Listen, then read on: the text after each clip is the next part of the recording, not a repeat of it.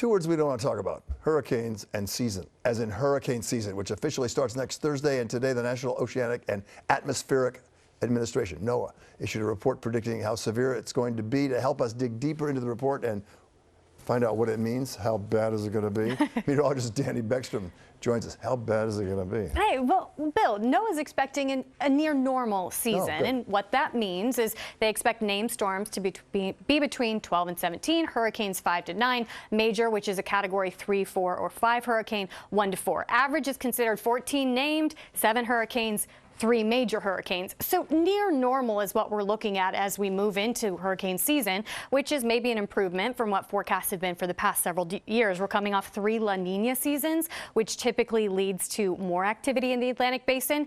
But now we're moving into an El Nino, which means we actually could see hurricane activity suppressed. But there are 2 factors that kind of advocate for an above normal season. So it's the battle between the 2 factors that produce more active conditions in the Atlantic basin and that 1 factor that tends to suppress. So we're looking at what's expected to be an above average West African monsoon season.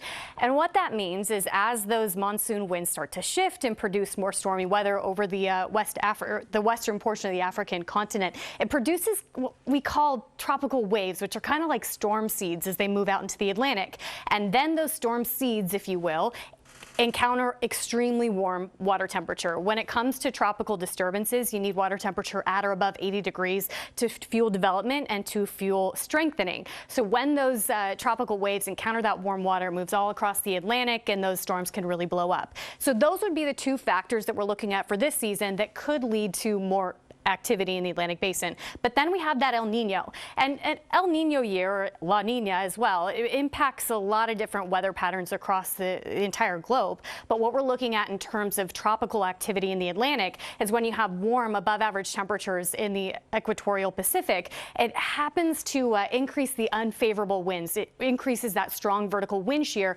moving into the Atlantic basin, which can suppress hurricane activity. So that's what we're looking at for this season. NOAA's going kind of split in the difference, saying a near normal season because of the water temperature and then that active tropical wave expectancy, if you will, coming off the African continent.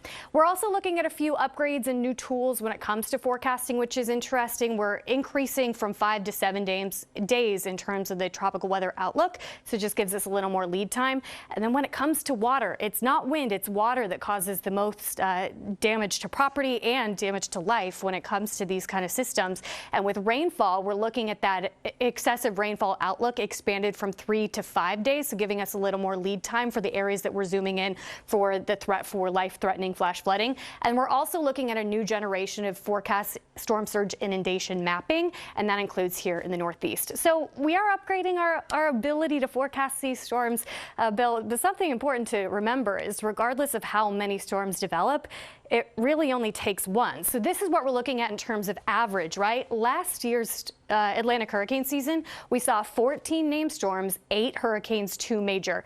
So an average season, right? Well, it only takes 1 to really impact an area. We saw that with Ian last year. Southwest Florida, yeah, it wasn't exactly an above average season in terms of activity, but if you live in the area that those storms impact, it doesn't matter if it's average or not. And we're hearing stories from viewers and from people who have relatives who live, for instance, in Florida, and you know, home insurance rates are going through the roof, up sometimes 50% because of what happened this last year. And people in our area are saying, some of their insurance companies are saying, you live in a flood zone that wasn't a flood zone before, and now we're saying it is.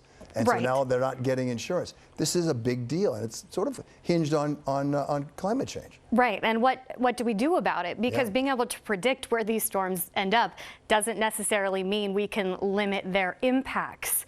And that's why it's important that we limit the impacts we can when it comes to climate change and the global warming in general, which is upping these sea surface temperatures, which again, we know is fuel for these tropical systems and causes them to explode across the Atlantic. The little things help, and it takes a village to do it all. Absolutely. Dani, thank you for that interesting insight.